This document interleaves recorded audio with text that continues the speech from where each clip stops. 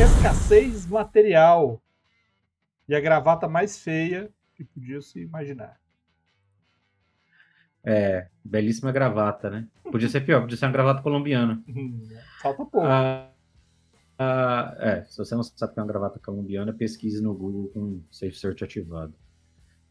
É, o mais básico, né, tipo de escassez que você vai encontrar é material, né, que vai vincular cenários de sobrevivência, inclusive mais ou menos complexos. Essa imagem aí é uma ilustração de Robinson Crusoe, clássico de literatura. Inclusive, depois a gente vai botar, se você não leu Robinson Crusoe, vale a pena, tá? É bastante interessante. Tem, tem que tomar um cuidado para não fazer, para não ter uma visão anacrônica da parada, porque é um livro escrito há muito tempo. E não, Mas é um livro. Anacrônica não é aquele filme da cobra, tá? Não, anacrônica, com Paul Rudd, Jack Black e Selton Mello, Gostei, apesar de tudo. né? Ah, eu não vi, não. Ah, é Eu, divertido, eu, vou cara. ser- É eu divertido. esperei, eu tô esperando sair, eu esperei chegar no stream. Não vou sair de casa para ver esse E não você desculpa. acha que eu fui no cinema, né? Eu tenho meus meios, rapaz. Sério. Ah, não, Jack Sparrow. Quando o Robinson Crusoe na história do livro, sei lá, não tô te dando um spoiler, porque Robinson Crusoe é a história de náufrago mais antiga da história. Fica preso numa ilha após o naufrágio. Tudo que ele faz é exclusivamente para obter as necessidades básicas da sobrevivência, que é comida, água e abrigo. Ele não tá, ele não acorda na ilha com fome e pensa, pô, como é que será que tá a valorização das empresas da minha família na bolsa de valores?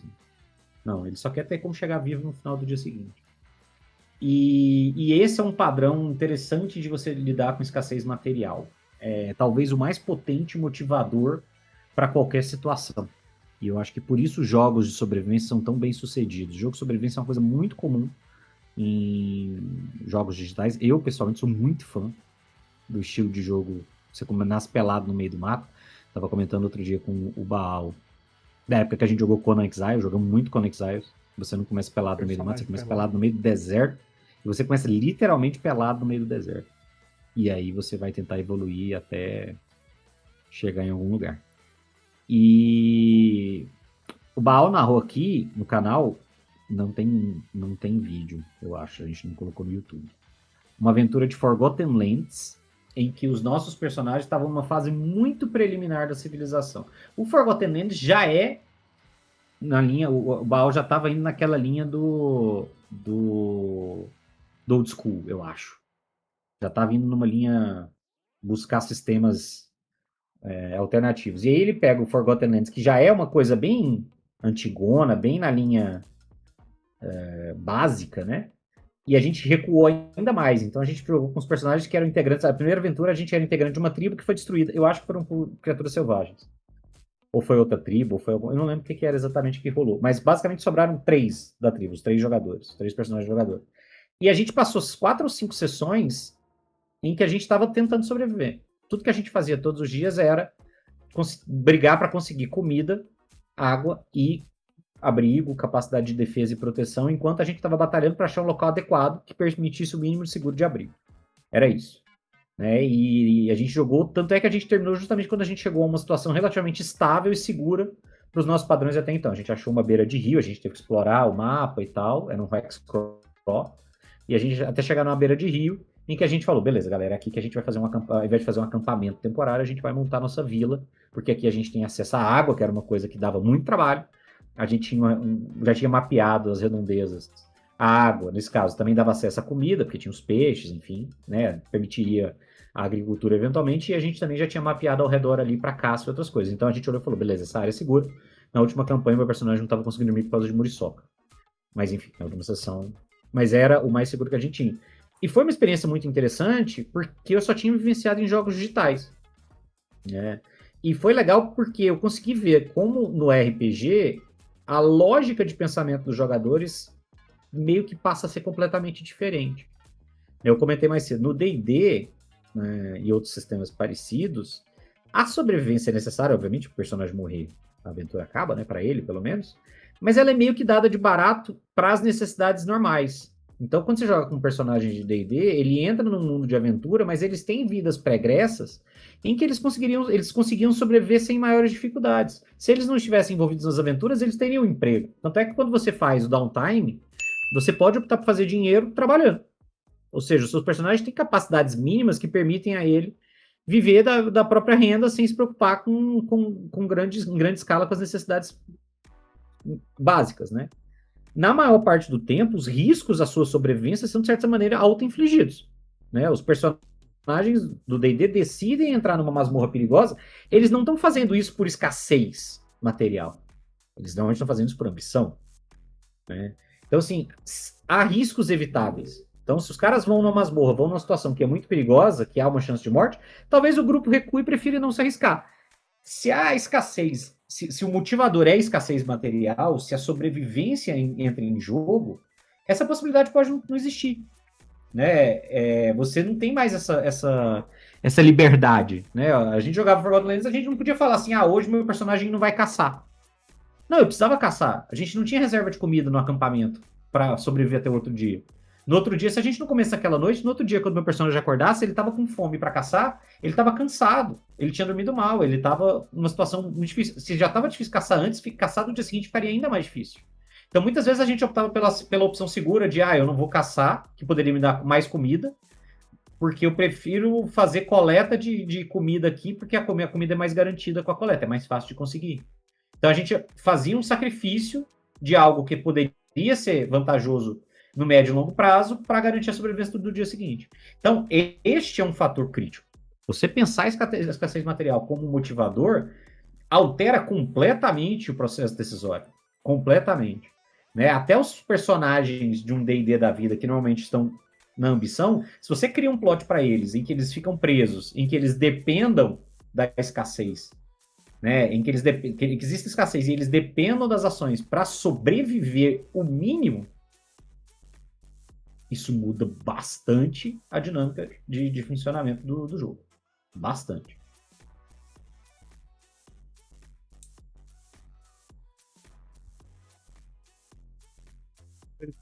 Aqui. Bom, enfim. A escassez material, Marcelo já apresentou tudo que podia, tudo que tinha, quase não deixa para observações, mas ela é uma das primeiras, ela é uma das mais básicas, ela é quase instintiva nossa, porque você nasce sem nada. Mas papai é rico. Papai tem dinheiros. Papai sabe fazer as coisas para o filhinho. Beleza, mas o filhinho é neném. O filhinho não consegue se alimentar. O filhinho não consegue ir até as coisas que ele necessita. Então o ser humano já tem instintivamente o contato com a escassez material, independente de sua classe, de sua origem. Ele já nasce tendo a necessidade de ser criado, porque ele não tem condições de ter nada. À medida que a vida vai progredindo, aí sim as coisas sociais fazem influência para a pessoa. Aí você. A câmera tá. Tem vontade própria aqui. Tá. Quieta.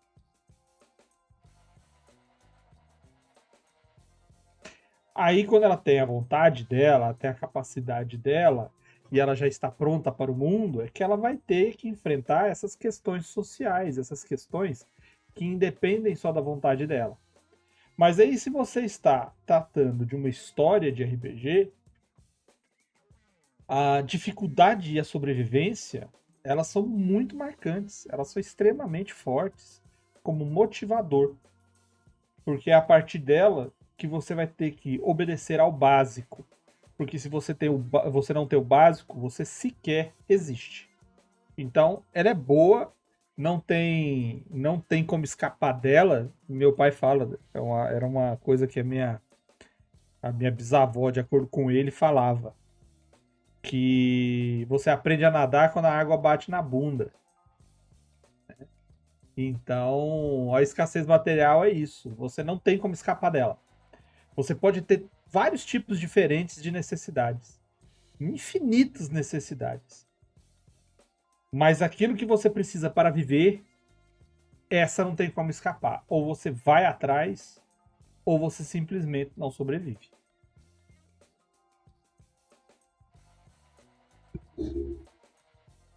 Podemos seguir? É isso, bora. Deixa eu ver se eu consigo aqui agora.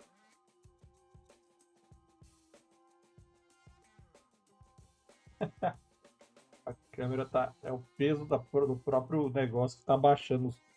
Ei, ai. Como é que faz, né, Marcelo? É a vida, cara. Eu só Comprar equipamento melhor aí. comprar equipamento melhor. O que vocês acham de seguir a gente, hein? O que vocês acham de dar um joinha, de compartilhar o vídeo, Divulgar. de divulgar a palavra, de aumentar as visualizações dos vídeos, de usar aqui, ó, aqui do lado aqui, ó, de usar nosso QR Code, de dar um cafezinho para nós, porque esse dinheiro é todo revertido para o canal. Quem sabe aí você vai participar do próximo concurso cultural que o Marcelo está um dia aí terminando de montar os editais, né? Faz o superchat para nós. Os editais, fica parecendo que é no plural, né? É um só. E que tá meio pronto, na verdade, mas enfim. Só precisa de revisar, né? Só precisa de revisar. Mas ajuda a gente, cara. Eu não gosto de pedir não, mas é porque tem que pedir, né? Como é que faz?